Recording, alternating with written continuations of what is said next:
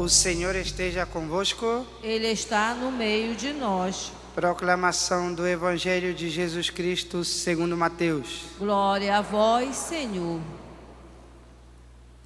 Naquele tempo, Jesus viu um homem chamado Mateus, sentado na coletoria de impostos, e disse-lhe: segue-me.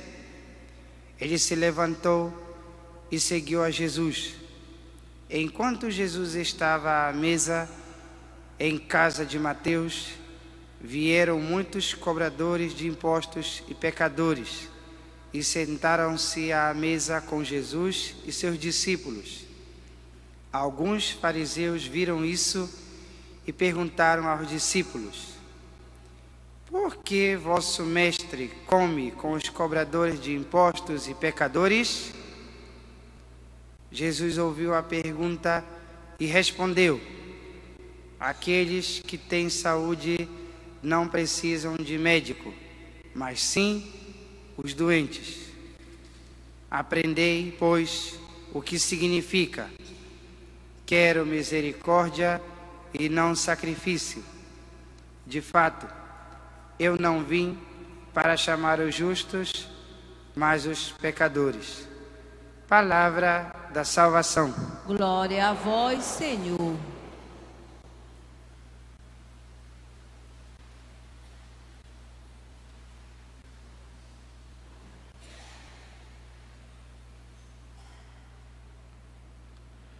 Caríssimos irmãos, antes de tudo, nosso boas-vindas a todos e a cada um de vós que estáis hoje aqui na Basílica, Santuário e Paróquia de Nossa Senhora de Nazaré do Desterro, o Santuário da Rainha da Amazônia, Domus Dei et Porta Coeli. Nós queremos também acolher de modo especial os irmãos que nos acompanham pela Rede Nazaré de televisão e pela rádio web Basílica de Nazaré e pelo Facebook da Basílica de Nazaré. Então, muito obrigado a você que está nos acompanhando. Sinta-se acolhido na casa da Mãe de Misericórdia. Caríssimos, primeira leitura de hoje, o profeta Amós nos recorda do seguinte: ninguém pode explorar o irmão e ao mesmo tempo acreditar ser fiel a Deus. Porque ao explorar o irmão já está sendo infiel. Então o profeta nos adverte para que nós não exploremos os nossos irmãos. E dá o exemplo aí destes comerciantes da sua época, que por amor ao lucro lamentavam as festas religiosas, os feriados, os dias santos, que tinham que fechar seus comércios e naquele dia não tinham lucro. Parece aqueles que constantemente protestam contra o domingo. Não, como é que pode? Nós temos que parar no domingo e a produção fica parada. Ou então nos dias feriados, né? Ah, que nosso setor está tendo um prejuízo grande, não sei o quê. Mas esquece que outra parte da economia também está ganhando naquele dia.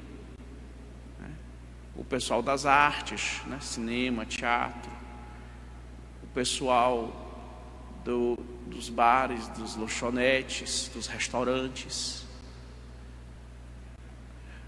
os que comerciam nas praias e nos balneários. É o dia deles terem a sua parte também, ter o seu lucro, ter o seu ganho. Nós não podemos ter essa ganância egoísta de querer tudo para nós e nada para o irmão. E muitos têm essa mentalidade, viu? E não precisa ser muito rico, não. Às vezes, dentro da família pobre, nós vemos isso. Então, nós temos que mudar este comportamento. Este comportamento desumano. Você vê que, independente dos tempos serem difíceis ou prósperos, há pessoas que como se diz, escoram nos seus pais, jovens que se escoram nos seus pais, ou mulheres que se escoram nos seus maridos, ou esposos que se escoram nas suas mulheres. Não pode ser assim. Nós temos que ser apoio mútuo para os irmãos, e não querer tudo só para nós.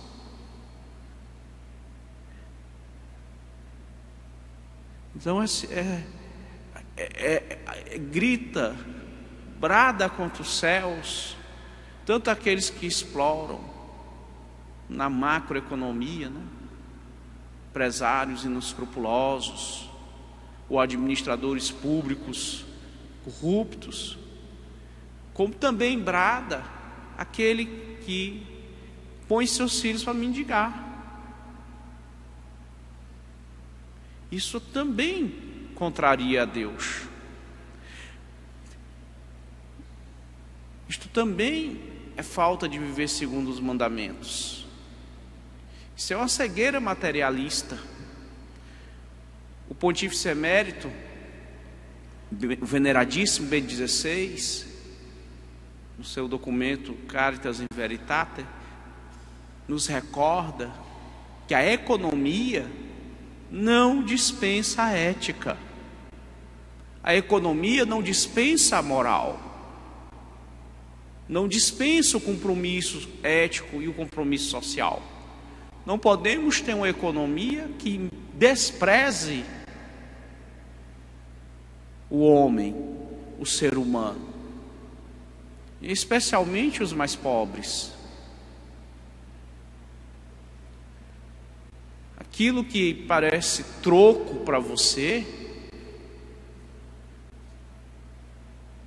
faz toda a diferença para quem não tem nada. Então, nós temos que mudar esta falta de misericórdia em tantos corações duros. E Jesus no Evangelho nos dá o exemplo. Por quê? Veja só, ele vai em busca daqueles que são desprezados. Porque ainda tem aqueles que por seguirem ou por pensarem que seguem, né, direitinho as normas de Deus, não querem que Deus seja bom com os que não seguem. Parece esse povo que fica bradando por justiça, né? Olha, esses corruptos, nós temos que prendê-los, temos que tirar tudo deles, e eles têm que morrer, eles têm que apodrecer na cadeia. Parece um discurso bonito, não é? E onde está o resgate do homem? Onde está o resgate do ser humano? Onde está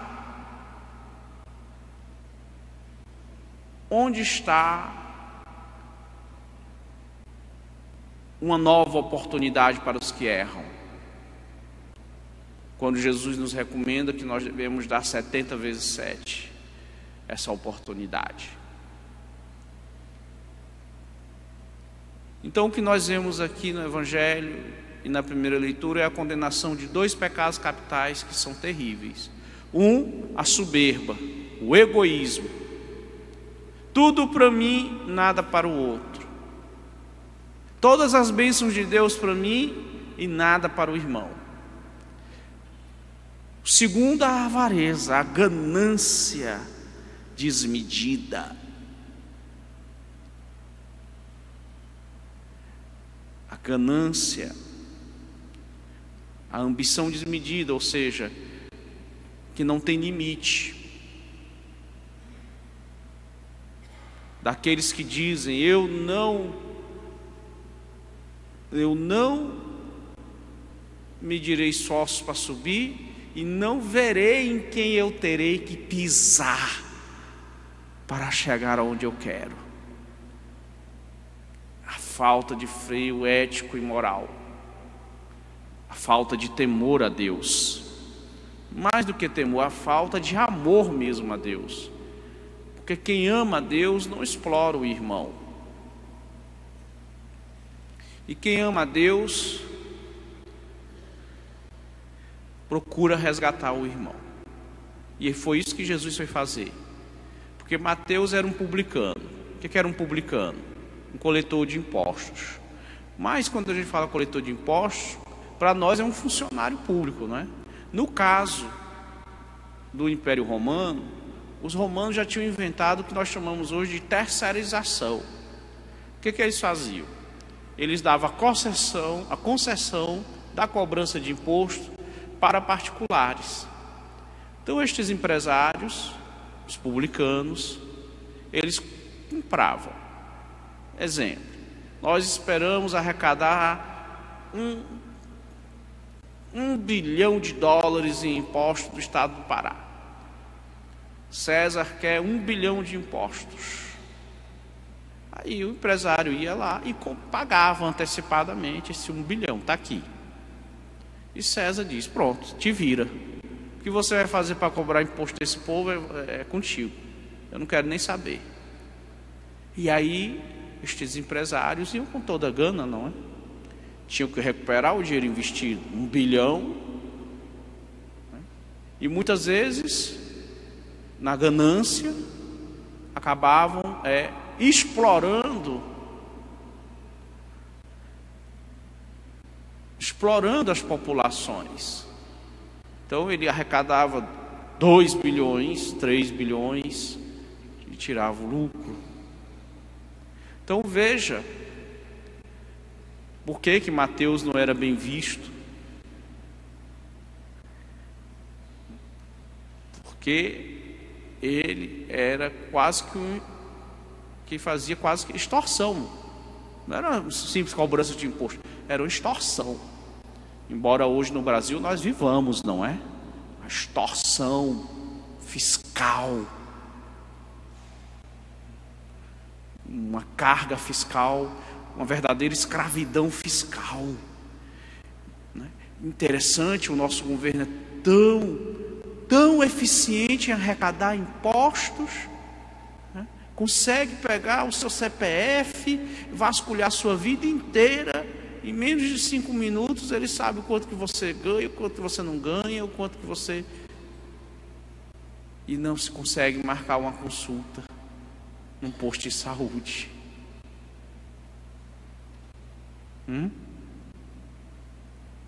Por que eficiência só para uma coisa e não para outra?